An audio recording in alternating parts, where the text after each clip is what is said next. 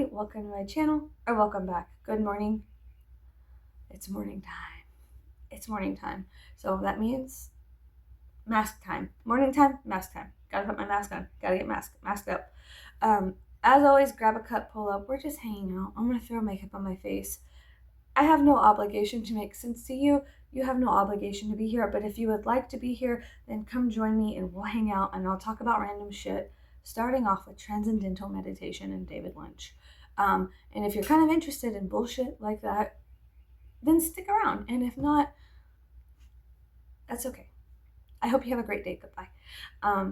Okay, and yes, my eyebrows are fucked up. I accidentally fucked them up. We're not gonna look at them.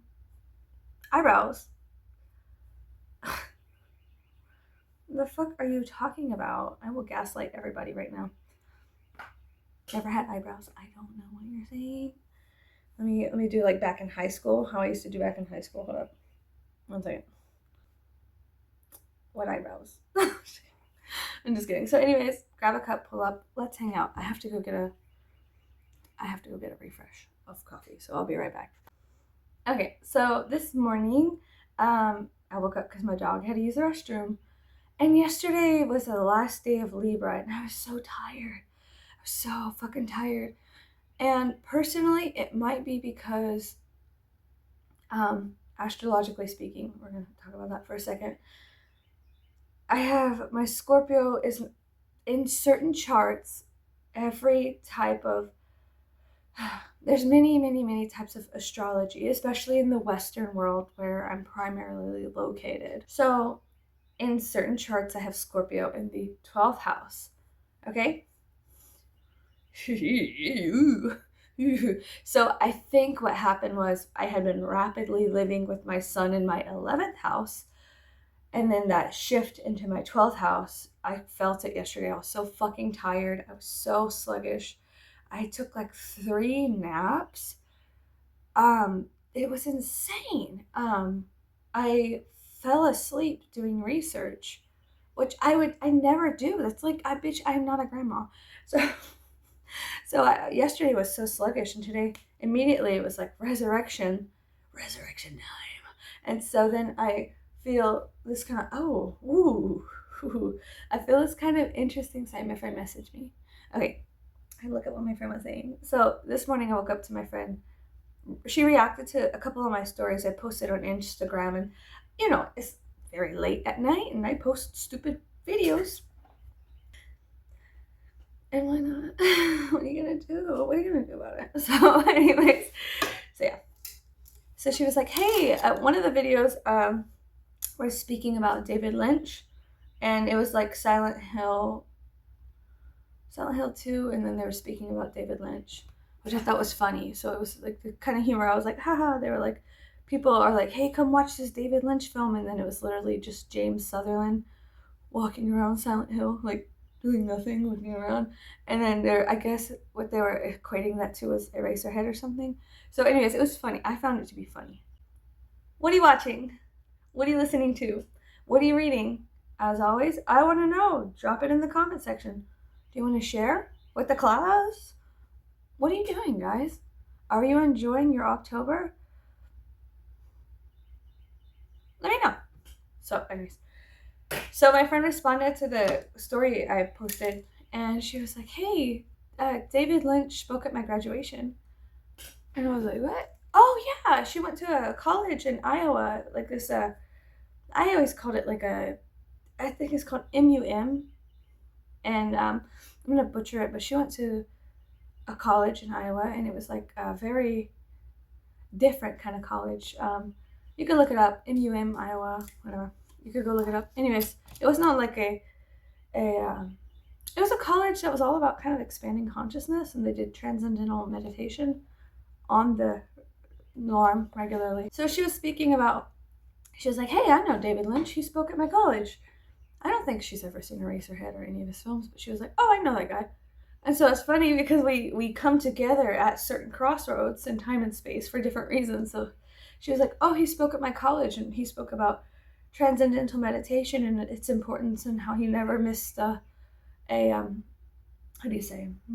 session, a meditative session, right? Anyways, I thought that was so cool. Because I was like, wait, what?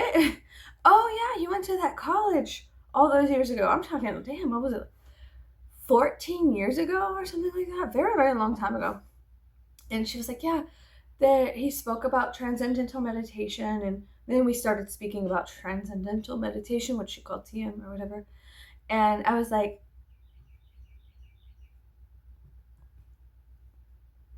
no way. Like, no way, for real. And so, like, we were talking about it. But I found it to be extraordinarily interesting. So I asked her questions, and she said that there was a teacher of some sort. What was that like? There was a teacher or something of some sort. So she said there was a teacher of some sort at the college that was, I don't know if they were hosting the transcendental meditation, but she said something. I'm probably going to butcher this, so sorry. Sorry, like, as always, just go do research on your own. Sorry, I had to break from recording to go talk to my friend again. We're like two little birds in the morning. I love talking to her throughout time and space all day long. I'm just like, la la la la la, and she's like, la la la la la, and together we are in unison going, la la la la la. So I just put some moisturizer on my face. I've noticed that I need to moisturize my face before I do a primer. I don't know why. That's just how it is. Sorry, we're already so far into this. And I'm going to try this again. It's a skin quench. Milani's this. I'm going to start off with. So one of her professors at the college with the education, bitch, shut up, was doing or hosting transcendental meditation or something of that nature. And he or it or they, I don't know who it was, I wasn't there, but the professor, let's call it that, the professor was saying, well, when you get here to the college, and they have transcendental meditation, and some people, my friend has told me, stayed there for hours to the point where their body doesn't feel real, to where they literally feel like they're floating away or whatever, and they'll like accidentally walk out into traffic or something of that nature, and like start shaking because they come out of the transcendental meditation shocked because their body is not used to existing. The consciousness reintegrated into the body it does something. And so it's interesting, it's unique, and whatever. So she said the professor was like, okay, well, I don't want you guys to miss a day or whatever. We're gonna skip. They had how do you say, research. They were doing research on brains.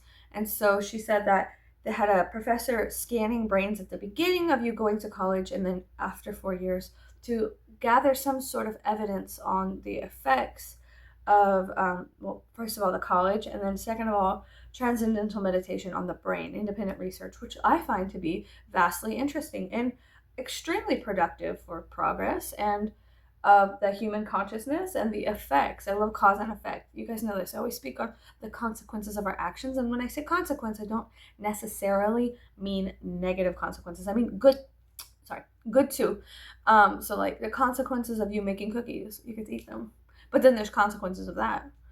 Blood sugar flux, things of that nature. And if there's peanuts in it and you're allergic, then the super duper consequences. Just kidding. But yeah, so she was saying that the professor was like, okay, so we're gonna do, like, they had a huge thing for brain scanning or whatever. And she was so funny because she said that she was asking questions, and she made the provider of the information go, because she had big questions and she was asking them. And I was like, fuck yeah, girl, ask those questions, even in those spaces, even in the spaces that are supposed to be like holy and we're all doing transcendental, and here's the reason why. But fuck it, ask why are we doing this? What are we doing here? Like, well, like, why? Sure, why not? I don't think that even in a university setting of like a place like that where it's all about the expansion of human consciousness and education, as well as art and science together, it's still important to ask questions, even if you are in a headspace like that, right? So, fuck it. You know what I'm saying? Like, fuck it. At least that's how I feel. Everyone's gonna feel differently. You'll feel differently. That's fine too, But I thought personally, so we were chit-chatting about that this morning. We were chit-chatting about the cause and effect of the transcendental meditation, as well as David Lynch speaking at her graduation, and he was speaking upon those things, transcendental meditation and its importance, whatnot, like that. So I thought it was hilarious and absurd and ridiculous that I posted a meme on Instagram about Silent Hill 2 and David Lynch. And then my friend was like, hey, I know that guy. He spoke at my graduation. And I was like, really? And then it expanded into strike up a conversation and you never know it'll go. And then you could share in creative, interesting ideas. Yeah! To me, that's like, wow, I love that shit. Like, that is what I'm all about. Like, let's talk about what the fuck ever. Like, let's just do it. No restrictions. No, I feel a certain way. I need to hold back because there's social norms. Come on now, let's go. Time's a wasting, okay? You better start talking. Spill your guts, toots. Anyways. Whew. So yeah, that was really cool, and we spoke about that, and I thought that was so cool and so interesting. Like brain scans before and after college, how curious and important to me. I think that's very, very important. To other people, they may not. Who cares? I don't really give a fuck what other people think. Otherwise, I would, and I don't. So that was super cool. I love talking to my friend. And like in my head while she was saying these things, I was like, that's why you're my best friend. I was like, girl, that's why we're bestest friends, because you're there asking big boy questions. I'm over here asking big boy questions. And collectively, we're starting shit, girl. Like, hell yeah. Collectively. Fuck it. Ask the questions. Do it. Like, how are we going to learn if you don't ask questions like, oh, this guy's respectable. I don't want to look stupid. Then you'll never know, honey. If you don't take the risk of looking like a fucking idiot and just put that fucking dunce hat on and go, hey, bitch, I got a fucking question, then you'll never know. You know what I'm saying? So, whatever. You know what I'm saying? You know, maybe not. Maybe you won't. Who knows? It's individual and it's up to you. If you're brave enough, you will be stupid. Okay? And that's okay. I don't know why there's such a fucking importance on not looking stupid. Fuck it, dude. We are stupid. We are fucking dumb. Anyways, so the day before, I don't know if I said this already in another video, but I went to a show at our local college. Speaking of colleges, I've been going to the local college recently, which I have never really done before recently. And so it's been interesting because, number one, I'm actually kind of against colleges, not like in a negative sense, but I don't think that it is necessary for you to spend $100,000 on an education. I think that the education system is just that. It's a system put in place to, I'm not even going to get into that shit, but I have very specific views on college, okay? And they're specific and they're mine, okay? Have I ever been to college? No. So obviously people who have been to college will have a different point of view. But mine personally is, fuck that shit, bitch. For a long time in my life, I was below the poverty. I was the poorest of the poor, basically homeless, living couch surfing, couch to couch. So I never in my fucking life was like, I'll be able to go to college. You know what I'm saying? Like, that wasn't even a fucking thought. And of course, can I? Yes. And my husband has suggested it many times. Well, now that the children are older, you could go to college. And I'm like, fuck that. You think I want to spend $50,000 to go get a shitty ass education from a bunch of fucking bitches who don't want you to fucking question shit? Like, no, I'd rather go do independent research on my own, boots on the ground, go to an academy, talk to the people at the places. I'd rather take a tour of a facility that I was interested in, a tour of the facility, and talk to the people there and see if they have tours or guides at a certain time so I can do a physical, like be physically on site and be like, what does this look like? You know what I mean? You know what I'm saying? So that's the kind of person I am. I am not about buying a fucking $500 book, okay? And just to fucking be like, oh my God, I have to because they said I have to, and I have to take a bunch of college shit because I have a what the prerequisites is shit I'm not even interested in and I don't give a fuck about. And of course, it's important to understand other avenues and aspects, but bitch, I ain't got the kind of money, I ain't got the time. And for me personally, I never thought of it as a necessity. I never thought of college as a necessity. Now, if my kids want to go, fine. I'm not the kind of person to say you can't go. I don't care what you do. I'm saying from my personal perspective, in my individuality, in my personal life, it never fucking really crossed my mind as a legitimate thing that would be happening to me. Um, so that's what I'm trying to say here is that college to me was always an abstract concept. And so, because of my personal perspective of this abstract concept, which is college, I was able to just kind of sit back and kind of relax and be like, also, I took tests in high school and they could never figure out where to put me, the career tests. And the teachers had extreme issues with me. Um, they were like, I always wanted to make like independent films, and here I am doing dumbass videos on YouTube. So, c'est la vie, whatever. Bitch, this is just how it fucking came out, I guess. What is life? I don't fucking know. Who cares? Why are you asking these questions for? I don't know. So anyway, so I guess that how funny it is. I'm still doing whatever I wanted to, and I didn't need college. So whatever. I didn't have to go to Hollywood. I didn't have to go to college. I'm just doing independently what I want to do, and do I think it's important to speak the truth? Yeah, so then I'm gonna do it. And even if that means me doing dumb shit like putting on my makeup and look like a fucking clown, I'm still speaking the truth, my truth, in the way that it comes out. I'm just honoring myself. So eventually, after 32 years, it all came back together. So anyways, yeah. Anyways. Anyways, I thought it was really cool because my friend went to college and she, we were just speaking on that. And I thought that was really neat. And her college was so vastly different than the normal society college, whatever, Western college. So I thought that was amazing. I thought what she was doing was really cool. We shared a lot of letters over time and space whenever she was going there, like 14 years ago. We sent snail mail letters to each other, updating each other on our lives, which were, our lives have always mirrored each other in a strange sense, and yet have always been light years apart. So I like to call it, like, to me, I feel like we're soulmates. Oh, yeah.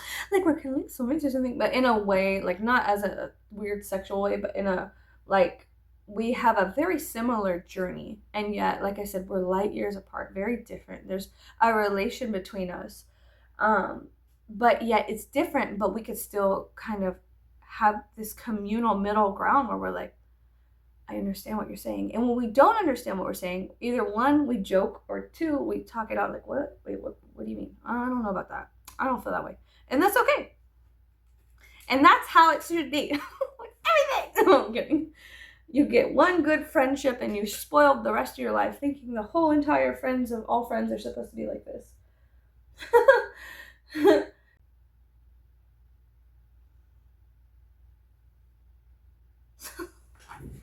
Every fucking day I wake up. So while I was at the college, we went to this one center, the planetarium, and we learned about the sky in more depth and whatnot, and constellations. We talked mostly about the eagle, the swan, the grand trine that happens within summer months, and it was interesting. We were just learning about astronomy, and but before that, they have all these displays, and one of the ladies was nice enough to unlock it, and she let us hold a meteorite. And I was like, oh my gosh, because I'm really, really into meteorites right now.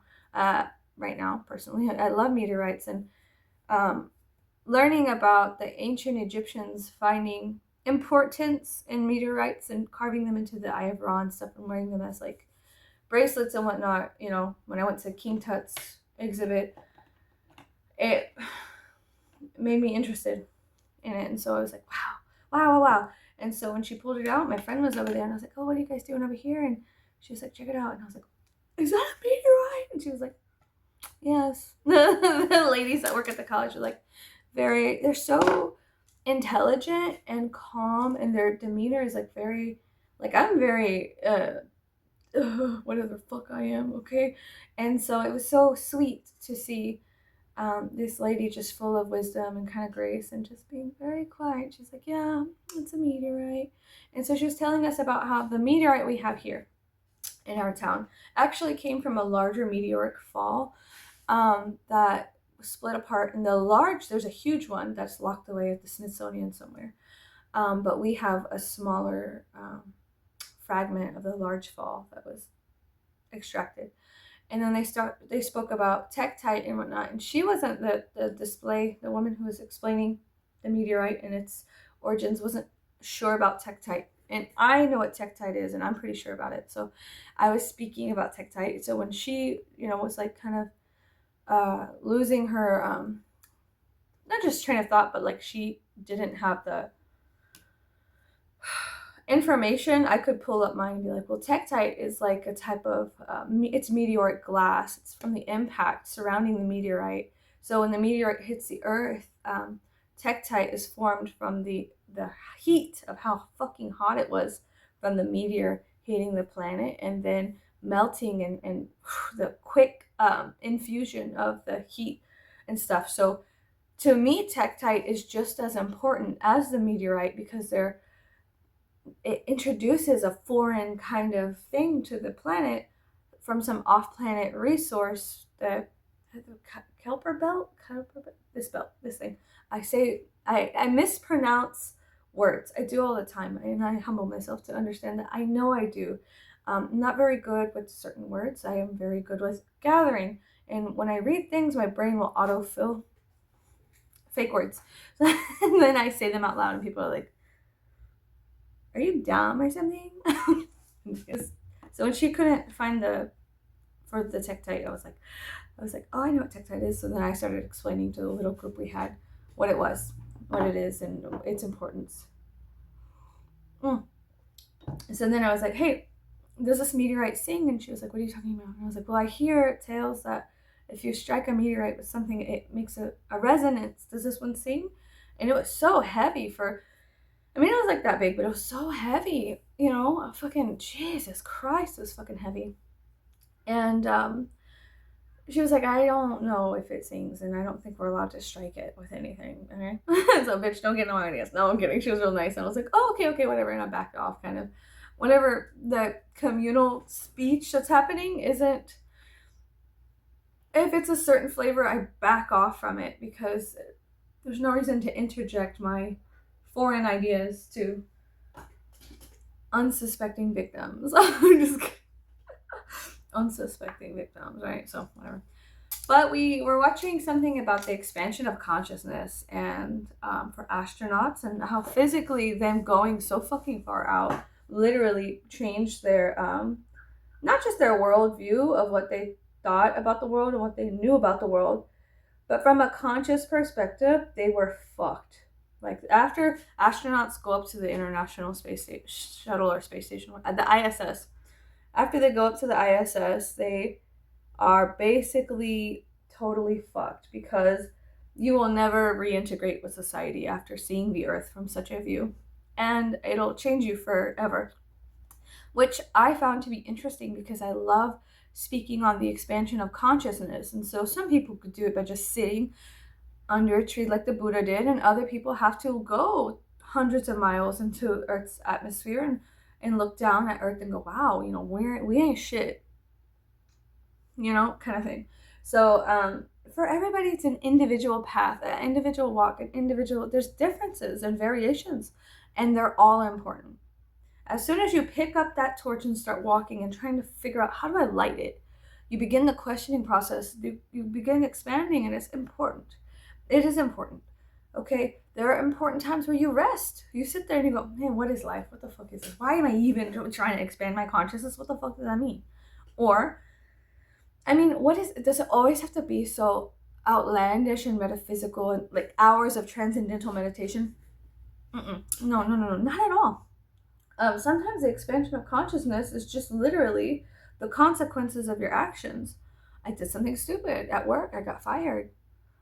New lesson acquired. It doesn't always have to be this holy divine world perspective, like of what is holy and divine. Do you understand? There is holiness in everything. There's holiness in everything. Divinity within all atoms, molecules, and aspects. And guess what? You are made out of atoms and molecules, and everything around you is. And the world, basically, there's like all this plasma between us, right?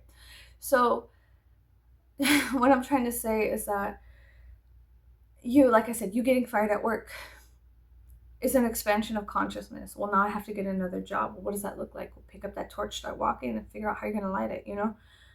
Where it's like we're all constantly doing things that are our personal hero's journey, but we don't think we are because it isn't, it's seemingly nothing, and yet it is everything, and yet it is anything within a grain of sand. Correct? Perhaps not. Ah, ah, I don't know. I don't know. I don't know. Hey, you guys. But yeah, but no. Anyways, but shut up. Oh my god, I'm always doing that to myself. I'm like, and then I say something slightly interesting, and then I'm like, girl, shut the fuck up. Stop right now. Don't even start talking. Like, I'm like, but yes, but also no. Next question. I'm kidding. But yeah. So the expansion of consciousness, is it always going to be like I said, transcendental meditation? No. Is it always going to be like people devouring psilocybin and psychedelics and going on some kind of crazy trip? No. Is it always going to be people doing whippets in a Grateful Dead concerts parking lot? No. What is the expansion of consciousness? Well, you first have to start asking questions. You have to go to that place, that space that is a little bit uncomfortable, which is, you know, whatever. And right now, because we're into Scorpio season, it's a great time for you to start asking questions. So Scorpio, to me, is the holy divine surgeon, like a healer or the keeler, whatever. The keeler. Kira. Death Note. Anyway. So, Kira.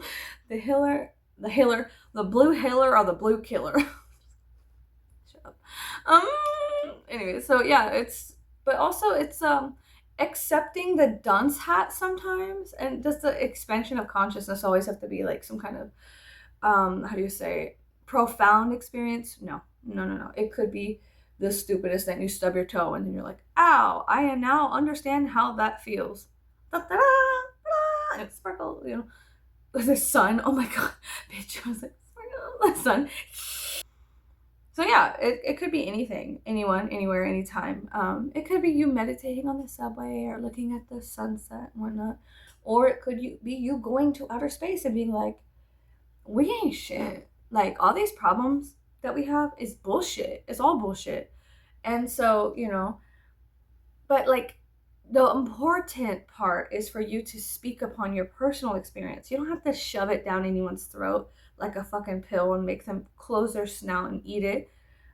You could just speak your truth and be like, hey, I went to outer space, and the perspective of outer space, guys, this is stupid. We shouldn't be destroying villages or churches or, you know, hospitals, or, you know, they're stupid. There's no reason. There really isn't, you know. And if there's one thing you could take away from my experience here, you know, but you have to start speaking up and speaking out. Do you have to sit there and like force your opinions and your ideas? No. But you can provide the universe with literature. You can speak up. You could do YouTube videos, lectures, all that kind of shit. Speaking of lectures, okay, so I went to a metaphysical store. I went to a metaphysical store. I think either yesterday or the day before yesterday. No, the day before yesterday. The day I went to the college to go look at the universe and the constellations. I've been going to the college lately a lot to do that. There's been like a lot of shows at the college that I've been interested in that speak upon the solar system, the universe, and whatnot. They have interesting displays that have been curated by the astronomy club, and then they asked me like, hey, do you want to join the astronomy club? And we spoke about astrophotography, which I'm very interested in, and so we shared ideas. And the older man who was presenting, he was like a fill-in for the girl who was supposed to be presenting the consciousness expansion of the astronaut program, but she was not there. She was on vacation with her boyfriend. or what they told us. So whatever. I liked the man who did it. Anyways, I'm happy that she was gone, because then from that, her missing and someone else filling her spot, I actually was able to get appropriate information for astrophotography. There's things you can and cannot control. So there is a voluntary and involuntary effect. You know, that happens. Anyways, found it to be fascinating. I like going out into the world and finding things that mirror back something that's happening within me. So then they were like, oh, come out to the astronomy club. We're going to be studying Saturn and things of that nature. And I was like, oh, club. Bitch, what? You just say club? I ain't doing it. Just kidding, though. I might not. I don't know. It depends on whenever that time comes, how I feel. So I don't want to... Feeling an obligation to something fucks me up bad. So that's why I'm always very, very honest with people. I have no obligation to you. You have no obligation to me. And this point in time and space, we are connected by a space, a place, a thought, something, and that's okay. But I could disappear quickly like that. I could not exist as quickly as I do for you. I could still not. Shut this video off real quick. You'll see how quickly I leave your peripherals and your point of view, right? But there is an impermanence and a permanence that is also very vague. I'm so sorry. There's an impermanence to our existence to an extent that should not always be so solidified. People are real big about identifying and tagging things. But even with the flora and the fauna, what they do not tell you is that like coyotes go around and fuck wolves, and they create these hybrid species that are new and different, and they travel and they go around. And so what we know, our universe is always expanding, and it would be so costly to constantly update these books. It would be so costly to put every year, oh, we found a new species of blah, blah, blah, to constantly update the book. So it's just easier for them to ignore it and just be like, here is a baby book on basically the basics, but should you take the basics as the whole picture? No, because the whole picture, like I said, the universe, the planet, everything around us, including bacteria, has an intelligence that grows. That's why you catch the cold every year, because it fucking shifts and shapes with the absorption of DNA in our genetics, and our shifting and changing affects the sickness of our planet as well. So we always have to rise to the occasion, so to speak, with evolution and things of that nature, right? It's things are always going forward. Things are always dying and coming forward and whatever, but we do have the intelligence to grow something in a lab. So there is a holy resurrection that happens that scientists are in charge of, and it's an axe they have to learn how to swing correctly. I was like, oh, no. How do you know? Make mistakes. They're going to make mistakes. They're going to create no bad things in labs that they will not speak of and I don't know about, so... Anyway, so I went to a metaphysical shop. I was trying to tell you this earlier, but then I got off into, I don't know, some kind of rant. Perhaps I was speaking on David Lynch. I don't know. What I was saying earlier, bitch. I don't fucking know what I was saying. Like, as always, don't take anything I say and run with it. Take what I say as inspiration to go do your own research. And then the world will be a better place. And sure, I could be inaccurate about certain things. Like, I'm not sitting here purposefully lying, but I am sitting here purposefully attempting to tell a story. Do you understand the difference between, like, literally bull-faced lying and then telling a story as I perceive it to be, to an extent? So, yes. Nucleus. Anyways, I went to a metaphysical shop. I was looking for something. I was looking for Florida water. And I could not find Florida water all over town. I was looking for it. And I know it's at Walmart, but did I really want to go give them money? No. Bitch has enough fucking money. So anyways, I like going to smaller shops and seeing if I can shop local, shop small, support the small business, whatever. So I was like, I went to the metaphysical shop and I was like, okay, where's the Florida water? Where's it, baby? And of course I could not find it. So I was like, fuck. Well, maybe perhaps there's another reason I'm here. And on the couches, there was an amalgamation of women, just a smorgasbord, I guess. A bunch of women sitting on the couches, and they were all over 40. At least I assume they were. They were crone type of energy. very older women. And they're speaking upon things that was happening, the goings-ons in towns and our town and our towns and our county and the markets that were happening and whatnot. And it's none of my business. So I was just like, they asked, do you need help with something? I said, no, I'm just moseying about. I'm being a looky-loo. I'm just being, I don't know what I'm doing here. Honestly, I was looking for Florida water, but y'all don't have it. That's okay. Y'all don't have to come help me. I would rather be left. No, but I like to mosey around, You know what I'm saying? Like, I treat everything like a library. Like, I go into stores and mosey about. I just, look around and see what the fuck is up and whatnot. And so, do I always, like, I don't like when people try to sell me something. Salesman, I feel like they're trying to sell me something. But anyway, so, yeah. I was moseying about and I overheard the women's conversation. And they started speaking upon an altercation that happened between a couple of, I used to be a hooligan, a heathen, back in my day when I was a child living in this county. And so I've had many run-ins with the law, and so have my friends. And it got to the point where, like, all of my friends, at least at one point, had, not me, because I knew how to run fast.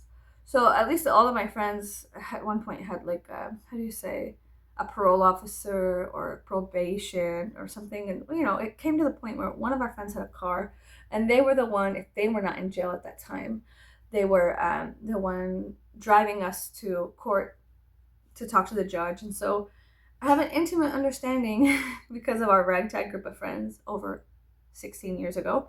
This happened. So it's been 16 years. Don't judge me. And if you want to, you can. But okay. Anyway, so I have an intimate understanding of the court system here and how it worked then and how it slightly works now. I don't know. I haven't been in trouble with the law lately. So anyways, I haven't been in trouble with the law, but the ladies at the couches, they were speaking upon, and I look like this. I got clown white makeup, legitimately, and the shit's called clown white. That's what I've been wearing lately, some clown white makeup. So I look like this, and so, whatever. Does everybody in my town look like this? No. Have I seen anybody in town, on my county, wearing clown white makeup outside of October? Also, no. So, fuck it. They know who I am. I know who they are. Fuck it. Okay. Do I care? No. So anyways, sorry, I'm so sorry. I'm getting off task. So they're speaking about some kind of altercation that happened. That on the internet, there's a big hullabaloo about some kind of graffiti. And my family, a lot of my family members, they go tagging. Who? None of your business. But I understand graffiti. I like graffiti. No problem with graffiti. Okay, I have no problem with graffiti at all. Like, I don't give a fuck. That's the destruction of other people's property. Yeah. I don't know what to tell you, but humans are gonna do things that humans do. And have you not seen cave walls, bitch? Like, the graffiti is ancient times modernized. That's what it is. It's the handprint on the cave wall. Now, do I go and do it personally? No. Do I have any qualms with it? No. Okay, but the only kind of graffiti that happens here, it's from children. If it's not off the trains that come from faraway places, and sometimes graffiti artists will tag their area code or their town or whatever in their name, their special signature, their sigils of their spoken truth, whatever, their handprint on the wall. They put their state or their name or something. So you can be, oh my god, that fucker was from Alaska. Like, wow, like, and that made it all the way here. Like, God, that's kind of crazy, So whatever. You can have your own feelings, and I can have mine, and we can both sit at the table with communion and drink our coffees, and it's okay. So the graffiti that happens around here, is it immaculate? No. Hell no. It is mostly dicks. It is mostly ragtag little bastard kids who I think are fucking hilarious. So I say bastard in an endearing way. But the community is like, these fucking bastards. And I'm like, hell yeah, you little bastards. Hell yeah, fucking do it. Yeah, get it. What are you doing? Yeah. Keep doing it. Fuck it. Now, if my house gets hit with graffiti, I'll be like, you motherfuckers. But it's not houses. It's under the bridge. So it's not truthfully. The funny thing, like I said, is dicks. It's horribly drawn dicks, and it's under the bridge, and And so it's all the pearl clutchers, the Christian Abrahamic faith around here. They were speaking, and the ladies were talking about how everybody was freaking out. And one of the ladies was from like New Jersey. She was like, I'm from New Jersey. That's how I knew where she was from. Or New Jersey or New York or something of that nature. She was like, I used to live in LA, I used to live in Cincinnati, Philadelphia, blah, blah, blah. She starts naming a lot of the major cities in the country. And I was like, damn, this girl has moved around. What the fuck are you doing here, honey? Like, yo, it sucks here. Why are you here? I was kind of getting suspicious. So I was shopping and listening, eavesdropping, I guess, I suppose, being bad. Oops. Whatever. But anyways, she was talking about the graffiti, and I was like, oh, you guys are talking about graffiti? And they all looked at me, and they're like, yeah, come on, yeah, come talk to us, whatever. They were like, yeah, and I was like, the graffiti around here is it's kids drawing fucking, and I turned around and I said, not to be vulgar, I don't mean to be vulgar, but there's just kids going around drawing dicks everywhere. And so they all started laughing, and they were like, girl, you don't have to fucking look around, just say what's on your mind. So I was like, you're going to regret this. No, I'm kidding. Oh, okay. And so then we started speaking about art and spirituality and the oppression that has happened here consistently, and the culture of South Texas and things of that nature, and the shift that's going on in astrology. So we all communally, I joined into the thing. I was standing there, all sitting, and then there was like, it was weird because half the couches were red, half the couches were black. And I was wearing red and black that day, and a shirt that was from San Antonio that was made from an independent artist. And it had La Santa Muerte on it, but she was celebrating and eating tacos, and it said salud, you know. And it was really cool. So I thought that was weird. When I look back at my personal experiences and I notice little things, I'm like, haha, that's funny how that happened. But so I was able to be a part of this conversation with these older women about things, and then I accidentally, you know how I talk here, guys, you know, I'm sitting here talking. I accidentally went on a rant about Venus and how there are neglected things on the river's edge, and people put them out there to die, but they don't, you know, they assume that there's things out there with teeth. And I speak on this. I've done it in multiple videos. Speak on the abandonment that happens at the river's edge, the leaving of children to die and be devoured by the scary things and the things that creep and crawl, right? But unfortunately and fortunately, it's not always the scary things that live at the river's edge. It's people like me that live there at the river's edge, and they watch you do these things like abandon your children, and we have to go pick them up and take care of them and feed them and teach them and send them back out into the world to make it a better place. Because just because something is not socially accepted or socially aesthetically pleasing, just because your teeth are crooked or your ears are big or you got a fat ass, and like the social norms growing up when I was a child, the social norms, and I'm going to put a trigger warning right here. Trigger warning, Edie. Okay. When I grew up, the norms were the very skinny, anorexic, anemic, bulimic models. And I think that was something that was true for many, many years, especially in the 80s. Look at the movie Heathers. And they talk about like, you know, oh, are you going to go do the thing? Ugh. You know, like, oh, it's so funny. After she eats, she always takes a trip to the bathroom, whatever. And as somebody who has suffered from an ED as a child, I had multiple EDs, and so I had to overcome them, and I did, thank the universe, because it was extraordinarily difficult, but and isolating, and because I could not be, I was mixed, and I could not fit into the this is difficult. It's the first time I've spoke about this before, but yeah, I've overcome those things, and so anybody can. If I can, and I'm nobody, then anybody can. It just takes, I don't know, you gotta love yourself more than you hate yourself, I guess. You have to understand integration, and you gotta expand your consciousness. You gotta go do other shit. And metaphorically, you have to sacrifice those images at an altar of yourself. You have to go to the altar of yourself and be like, the magazines, the celebrities, the stars, everything told me I had to be skinny. I couldn't have an ass. I couldn't look like a woman. I had to look like a stick. I had to be frail and fragile and what I kind of thought was ugly. The standard for society, the beauty was ugly to me. And so I was like, I don't look like that. I'll never look like that. Like, the thinnest I've ever been was like 115, 135. Like, that I was still very full. I had a very indigenous woman body shape. Even as a child, I was still full. And it was something that my friends made fun of me for, which elongated my issues with EDs. So, as soon as you sacrifice those friends at the altar of yourself as well, your life gets better. By sacrifice them at the altar, I mean literally take that friendship and just destroy it and say, fuck you, fuck this. You're not a friend. You're an abuser. So you can eat shit, and I'm going to go somewhere else because the world's big. There's, at that time, 7 billion people on the planet.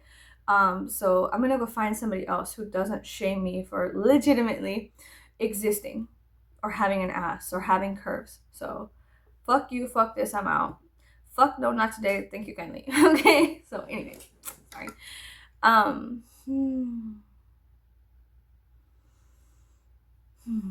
So anyways, these kids are drawing vulgarities on the underpass near the, how do you say, the court house and the fire department and the police station. And so I took it. It's funny. It's not that hard to clean it up. Who gives a fuck? So whatever. Apparently all the pearl clutchers and the Abrahamic people did it. Oh my God, because for some reason with the Christian ideology and the faith, you're not allowed to be a human. You're not allowed to be a mammal. You're not allowed to have a million instincts. You are only allowed to praise and worship the Lord thy God. Blase, whatever. I don't know. I don't fucking think that's true. I think that the suppression of the mammalian instincts leads to a lot of fucked off things, but whatever. Like I said, people leave things to die at the river's edge. I go to the river's edge because that's where I live to get the water. And then whenever I get the water, metaphorically, I notice there's babies crying cold. Then I have to take care of them, feed them, nurture them, send them back into the earth and say, bye, go fly. You know, you've got a broken wing, let's fix that. And then you go on your journey. I'll stay here because there's more things that'll be coming. Don't worry. People, for some reason, can't stop ostracizing and outcasting things that are not acceptably, socially acceptable, beautiful in their own unique ways. So whatever. Fuck it. Fuck them. I don't give a fuck. You want to leave your child at the river's edge, I'll be there to pick it up. Don't be surprised when they fucking hate you and they do better than you. And then whenever they are doing better, don't come back to them. Don't come back to them being like, hey, it's me, like at the end of the water boy. It's me, your father. Take the money. Don't do that shit. Because I'm going to be standing right behind them. And then I'm going to eat you. And then I'll be like, you go further, you go farther than your fucking parents thought you ever could, because fuck them, fuck that, fuck it. You know what I'm saying? So anyways, we were speaking about graffiti.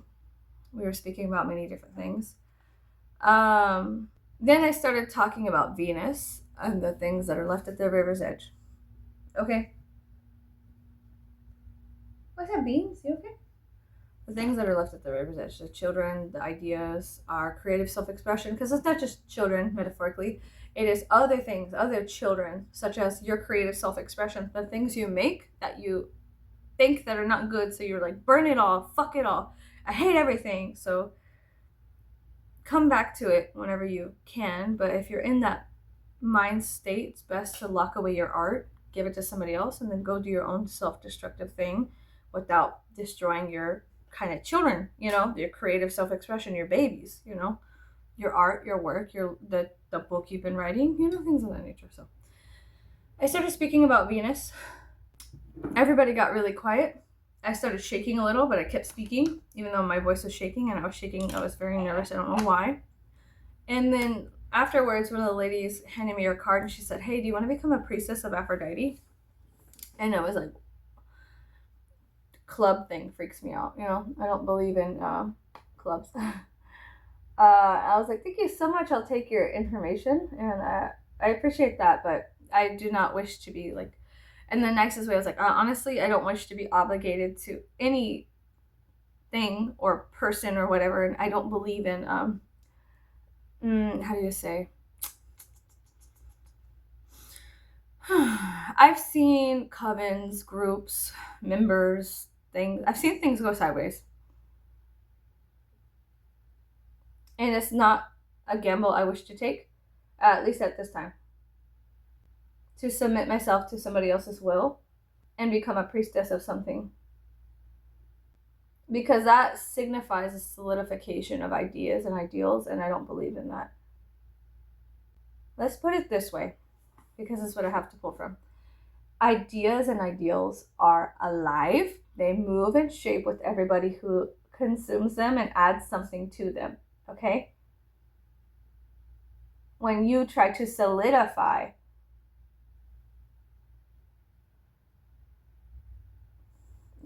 I'm gonna say a metaphor, and follow me if you want. When you try to solidify an idea, what happens is you put a book in a sarcophagus, okay? And what happens over time is that these things need fresh air. And whenever you put it and you entomb an idea, let's say it like that, you entomb an idea, there is a stagnation in the air, it gets nasty, the book starts deteriorating and becomes moldy because nobody's looking at it, nobody's keeping up with it, you have entombed an idea. You have tried to immortalize it through its death. And death being, it cannot change or it cannot change because you're not allowing it into the light of day.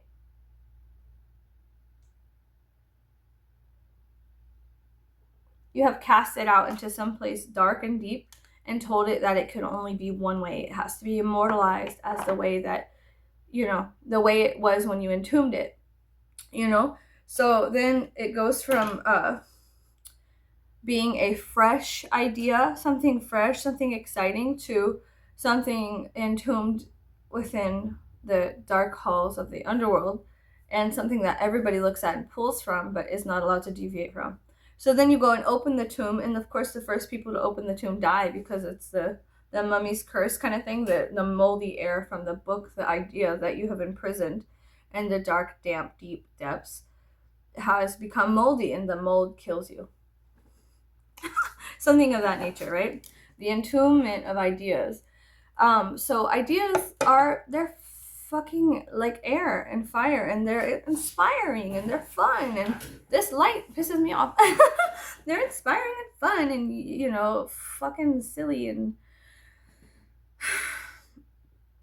interesting and unique, okay? And they grow. Or they should grow. They should expand like everything does in the universe.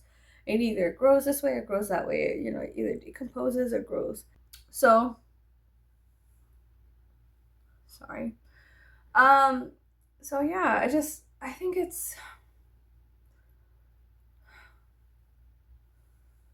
I do not wish to be obligated to another person's view of how Aphrodite should be if I want to become a priestess or something of something. To me, that's just like the solidification, and I cannot be solidified because it's death to me. The solidification is essentially the death of free thinking and ideas, the crystallization. Whenever something is, I don't know how to explain it. Like I am here for this moment in time and space where we can share thoughts and ideas together here on this YouTube channel that is progressive and strange and unique, and that's fine. But to sit there and solidify and be like, oh, this dumb bitch here in South Texas believes full-heartedly, and if you pull one thing out of context and try to stick it onto me, like wadded up, chewed up bubblegum and toss it onto me and stick there, and then see, look, she has a pink wad on her. That is evidence that she is solidified and whatever. No, I don't believe in that. I don't believe in, like, holding somebody down by their throat and saying you are this because the entirety of society says you are, and so that's what you fucking are. I don't think that's real. I think we all have the capacity and the ability to grow and shape and shift as much as the lunar cycles do. Everything in the universe is always expanding and in many, many, many forms and ways. So why can't we? Why do we have to be solidified in our ideas and not allow ourselves to grow? That's bullshit. That's bullshit. It's completely bullshit to think that humans are separate from the entirety of space and time. And even though time is not real and whatnot, at least it's only real here to an extent. The formats of time are only real on Earth, to the Earth's time, whatever. And if you're like, oh, well, yeah, time is real. Okay, well, they don't have time and space. So riddle me this, Batman. Um, Time does not exist in space. So time is literally just a Earth construct in order to kind of align with certain things. So, whenever they send a shuttle into space, they don't have clocks. They have a liftoff, and then that's how they go by time. They don't have days and nights in space. You know what I mean? So, I don't know if you knew that. I don't. It's weird. So that's an idea. So, whatever. So, anyways, yeah. Anyways, so like whatever. Time only exists on Earth, so like whatever, right? Like, so yeah, I don't think it's fair to sit there and solidify somebody as something and be like, oh, this is blah blah blah, because we all have expansive qualities and transformative abilities, and it's extremely childish to be like, oh, let's see, Chad is this way, and Chad will always be that way. Well, that's first of all a lie, because maybe Chad is that to an extent, but Chad will not always be that, because one day Chad's gonna die. So he's going to transform in some way, whether it be ashes or the decomposition and then the revelation of just bones. So is there truth in it? Yes. Is there a lie in it? Yes. So how should we then change and allow our the perspective and perception to be, well, take everything as it is and it is not, and that's okay. Do you understand? Everything is and everything is not, and that's fine. There's nothing wrong with it. Do we have to consistently fight each other over things that are and are not? No. Do I understand the aggravation and the fighting and the debating is an inner call to integrate something foreign into our psyche in order to elevate it and uplift it? Yes. To an extent, yeah, of course. Do I personally struggle with doing that? Yeah. I've always said things like, oh, I want to rip my skin off and fight somebody. But what is that? Let's dumb down that whole metaphor of me wanting to rip my skin off, throw it on somebody else and fight them. There is something on the surface that I have to integrate deeper. I have to internalize something. Like, you want to rip apart metaphors? Let's do it. Let's have fun. Why not? So I want to take my skin off. Okay, so I want to shed a shell. I want to put it far away from me, and I want to look at it and understand it better. How do you understand something better? Well, you fight it. What is the fighting process?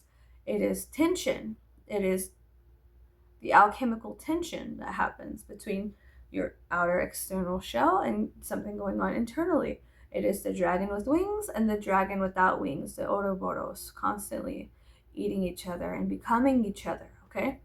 So when you start feeling that tension, that aggravation within yourself, it is a call somewhere far away, somewhere dark and deep, the faraway places, to integrate something within yourself. So look at it that way. Do you have to fight yourself? No. Do I say that I want to fight myself? I want to fight God? Yes. Do I understand that that is a call to something else? Of course. But do I always want to do work? No. Sometimes I just want to shitpost and be absurd and be stupid and be ridiculous. And so I do, because I have it within me. I feel it. Do I ignore the idiot within myself and say, stop it? I have to be respectable. I have to stop. Please, please, please, you foolish little girl, stop existing. Do I shove her 6 feet under? No. I let her sit at the table and she has fresh ideas, the inner child aspect of myself. And she has fresh ideas and she's like, well, why is it like this? Why is it like that? La, la, la, As my mother lovingly used to tell me, I have diarrhea of the mouth. I won't shut the fuck up with the questions. Always question. Why is the sky blue? Who threw that trash on the ground? Do you think it's a crime scene? Do you think it's evidence of a crime that happened? Technically, littering is a crime, so technically I'm right. So I guess this is evidence of a crime scene. The crime scene is that somebody was neglecting the environment. And just speaking to my mom like that, and she'd be like, girl, shut the fuck up. God damn. Like, bitch, can you ever shut up? And I was just like, sit there with my mom, who is basically a jaguar in human skin, and be like, be humbled by her ignorance and aggravation towards me, because she did not want to ask these questions. And she was like, how did I ever give birth to something this way?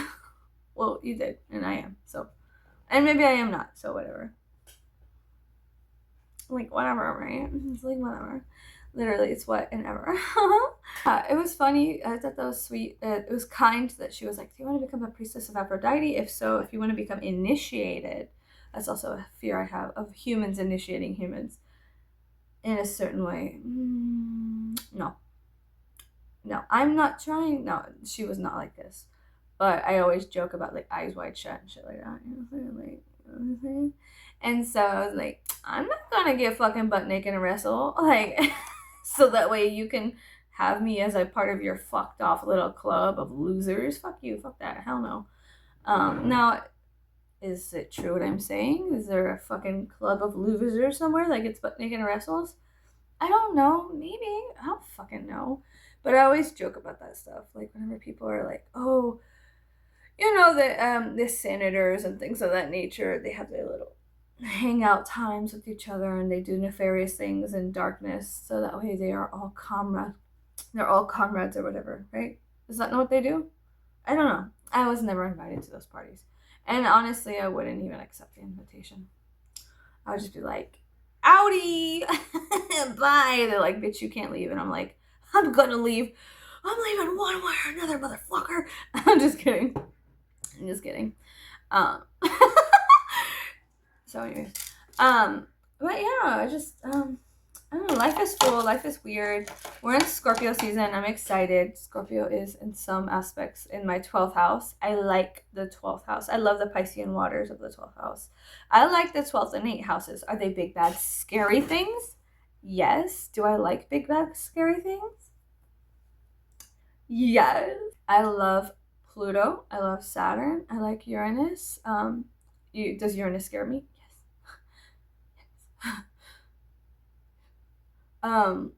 Does Pluto scare me? No. Does Saturn scare me?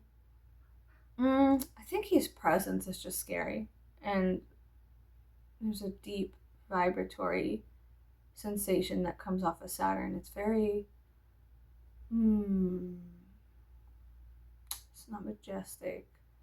It is powerful, and it is like, whenever you hear an authoritative figure say, hey, straighten up, get in line, act right, you know, it's commanding. There we are. That's the correct word. Saturn is commanding, and he asks you to do things, and you must do these things or begin again.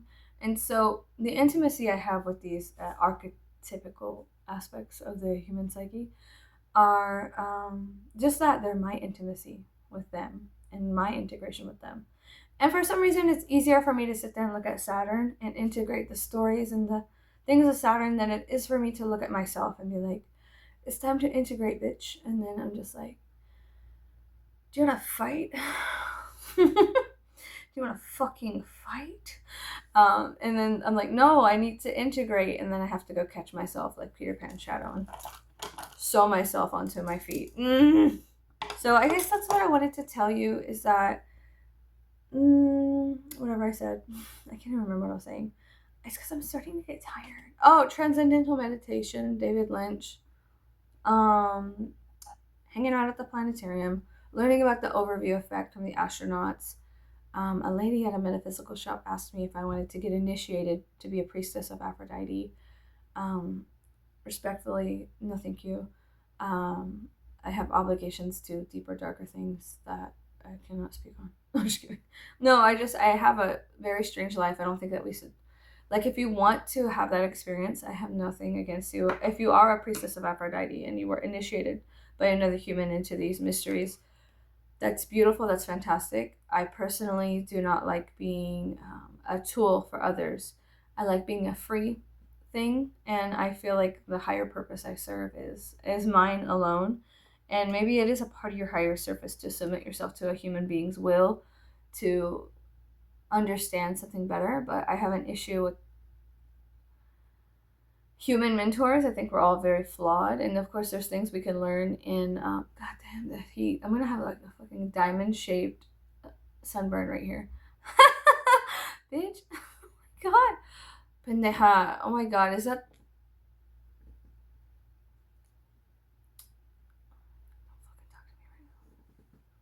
Do y'all see that? There's an X in the diamond. I'm gonna have to go back and edit this and see how long that bitch has been sitting there on my shoulders. I don't want to talk about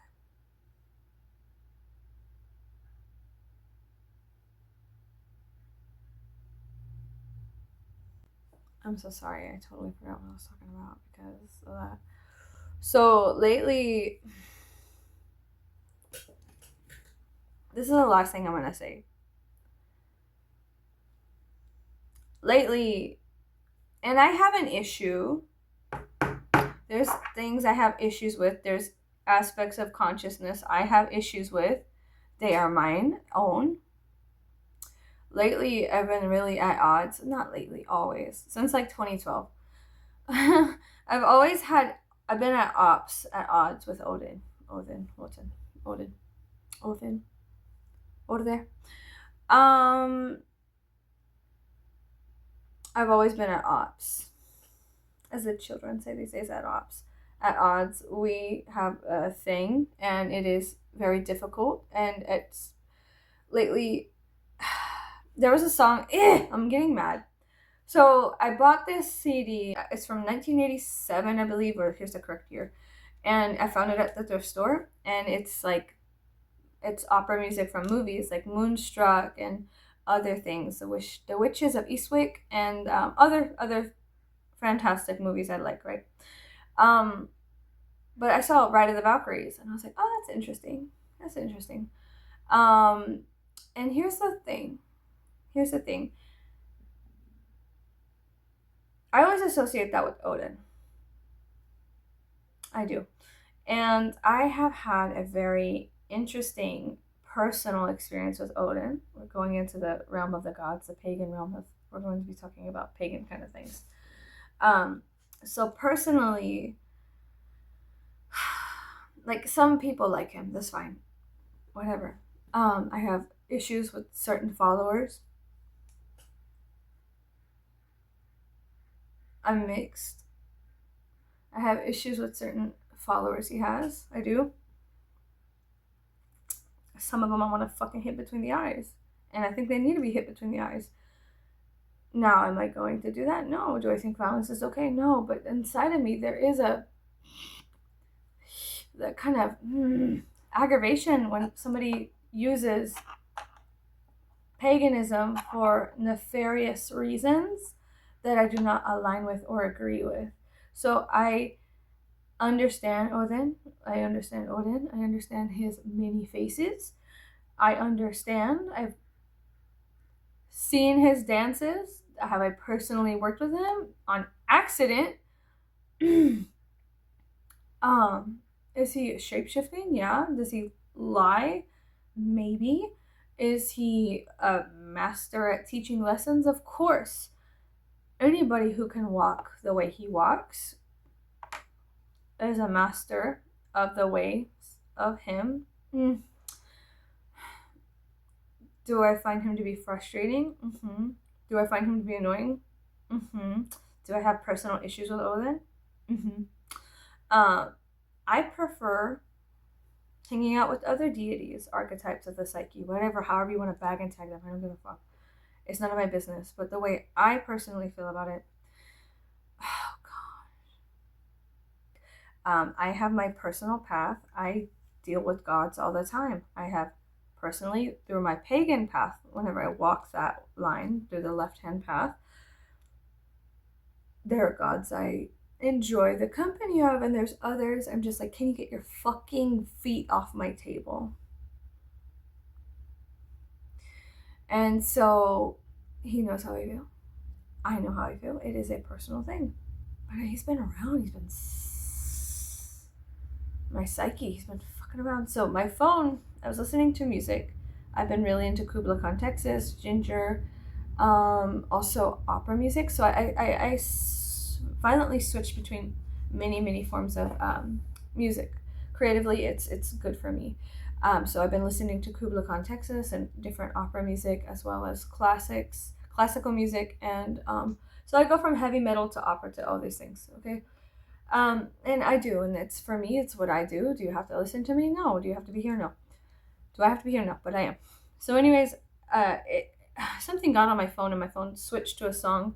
In the back, it was Odin, and it was the ravens and One Eye and his things, whatnot. And the song is the runic the inscription of him and things of that nature. And so I was like, what the fuck? I was like, I don't listen to songs about him, and he knows how I feel about him. So what the fuck is he doing here, kind of thing.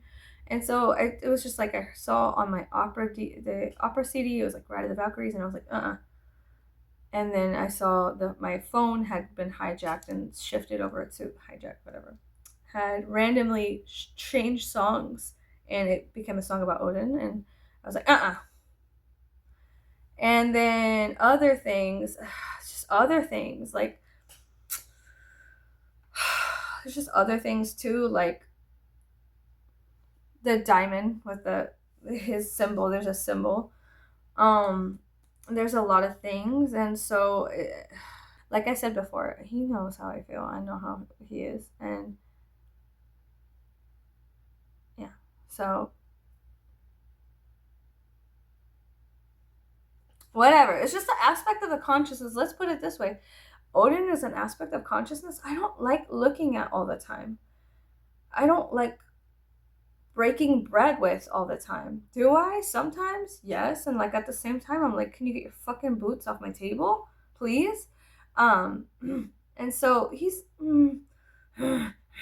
so he knows how I feel. Okay. Here's another thing. I was at this witches market, right? Here's another strange little ism thing that was happening. I was at the witches market, and there was a woman in the corner of the market, hidden kind of way. She had a fucking loom and a spinster's, like a loom, and one of those things that, what's her face? I don't know the correct name for it, but the thing that the Sleeping Beauty pokes her finger on, the spindle or whatever. Anyways, she had a loom, and she had red things, and she was passing the shuttle back and forth, and she spoke a foreign language. She had very, very long, beautiful hair. She was an elderly woman. She had a loom, she had a thing, and she was speaking, and she said something to me. I could not understand it. It's in my psyche because your brain records 100% of it. I have to go meditate and try to fucking piece together what she said to me. But I was just being nice and courteous because we were in mixed company and things, and I was like, I think what you're doing is fantastic. I love weaving. I love looms. And I was like, wow, I haven't seen one in person and not in a public space. And so I was like, this is amazing. And it was towards sunset when I saw her, me and my friend, she saw her too. And so then I said, when we passed her, she spoke a strange language. Okay, she spoke a strange way. And I smiled, and I was like, wow, that was interesting. There's a foreign woman here with a loom and a thing, like just in the middle of this, not the middle, but the side area of the market where they were putting a labyrinth up. And so they were doing a labyrinth, and the woman was weaving, and she was smiling and looming, whatever. We go to the park for the children to hang out. We come back, the woman is nowhere to be found. The fucking woman is nowhere to be found. And when we were walking away from her, I turned to my friend, I said, Frigg, Odin's wife. I was like, wow, that's totally her, like this Frigg. And my friend was like, I want to do that when I get older. And I was like, fuck yeah, we can do that. We can be these kind of women, whatever. And I was like, Frigg. And then we go to the park. We come back about 5 minutes later. We're literally sitting 10 feet from the woman. So had she packed up and left, nobody was with her. She was an independent thing. She was just independently there with a loom. I shit you not. And so then she was gone. She was just fucking gone. And I told my friend, I turned around and I said, bitch, you saw that bitch, right? It was a bitch as in like endearing, like girl, am I fucking, like, do I need to call my psychiatrist? You saw her, right? She was there, right? And my friend was like, yeah. I was like, so where the fuck did she go? Where did she go? And I went back and looked through the pictures, and she wasn't there anymore. And my friend was looking through the pictures, and she couldn't find her either. So me and my friend had a very interesting experience collectively together at this market at sunset next to a labyrinth, where a woman who was representing the archetype of the wise old crone, who I said Frigg, Odin's wife. So I thought that was so strange and peculiar. I was like, wow, oh, wow, that's amazing.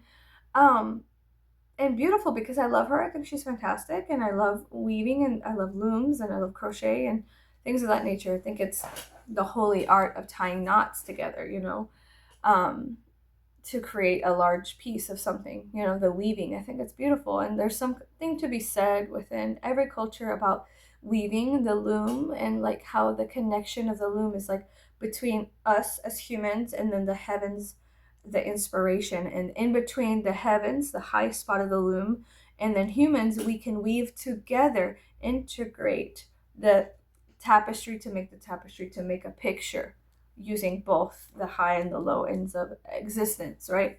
So I was like, oh, freak, oh my God, freak, But I said that to my friend. I didn't say it's an older woman. She just smiled and she was like talking to me, but I could not understand her dialect and I could not understand what she was saying. But I just smiled and I was being courteous and nice. And I was like, thank you so much for showing us and thank you for being here. That's what I told her. I was like, thank you so much for being here. This is amazing that you're here. Thanks. And then she was gone and I was like, am I fucking Um, but that was not the only thing. There's a couple other really strange things that happened that night, um, at sunset, and it was really, really amazing, but very, very strange. Um, so whatever. Could she have just packed up and left? Yeah, but I mean, how the fuck did she go unnoticed? Could I have been distracted by children and the sound of merrymaking? Of course, sure, why not? Could she have just literally got up and left? Yeah, but she was by herself. Where the fuck did she go? And then she was nowhere in the market. I could not find her anywhere. And so it was very, very peculiar and strange. It was a very strange experience. I'm gonna go. Take care of yourselves. Love yourselves. Do right by your holy divine light. Make sure you drink plenty of water, especially if you're drinking tons of coffee. And I will see you guys later. Goodbye.